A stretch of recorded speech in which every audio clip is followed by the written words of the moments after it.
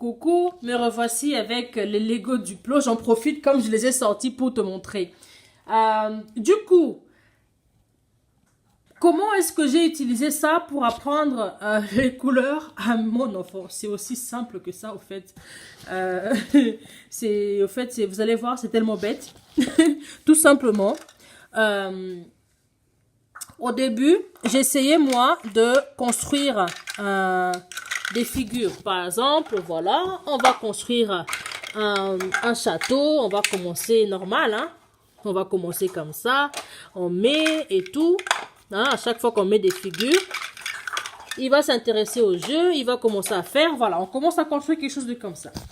Et à chaque fois que je prends une couleur dans mes mains pour lui donner, je dis, voilà Lengui, ça c'est jaune. Tu mets jaune ici. Tu mets rouge ici. Merci Lily. Voilà, tout simplement.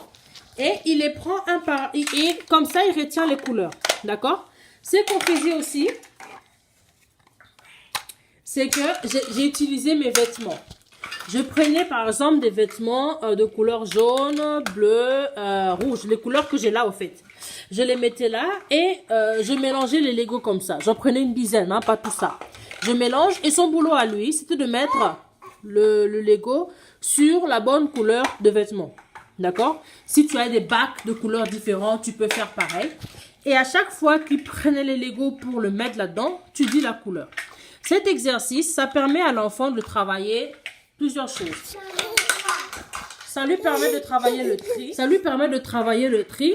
Et en même temps de voir que le même objet, au fait, qu'à la même forme, peut avoir plusieurs couleurs différentes. Et en même temps, il apprend les couleurs et il apprend à trier des choses.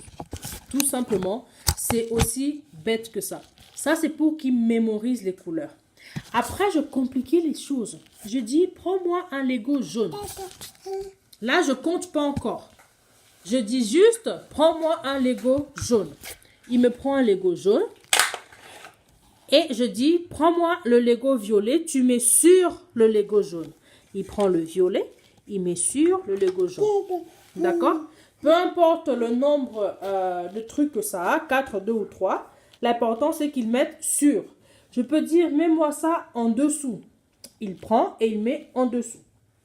Ça, tu as compris. Ça le fait travailler la localisation spatiale, hein, le fait de savoir quelque chose qui est sur ou qui est sous. Crois-moi, pour un enfant, c'est quelque chose qui n'est pas du tout évident et qu'il doit apprendre tout le temps, qu'il doit vraiment maîtriser. Donc, le fait de travailler ça, eh ben, ça permet à l'enfant de bien retenir ce vocabulaire. À son âge, j'ai pas encore, je pense que je vais pouvoir commencer maintenant, mais quand j'avais commencé à travailler ça avec lui, il avait jusqu'à 2 ans, je ne mettais pas, n'avais pas encore inclus les thèmes de gauche et droite. J'avais juste au-dessus, en dessous, derrière, devant. C'est tout ce que je faisais. Voilà, tout simplement. Sur ça, j'espère que la vidéo t'a plu. Je suis vraiment convaincue que les Lego Duplo comme ça sert à faire beaucoup de choses.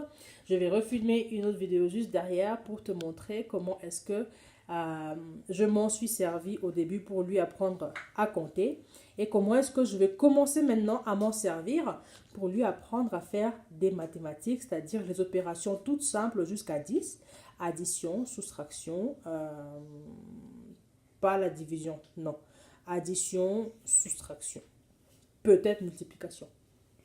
On va voir de comment est-ce qu'il évolue, mais en tout cas, je vais te dire qu'est-ce que j'ai comme idée en tête pour utiliser tout ça.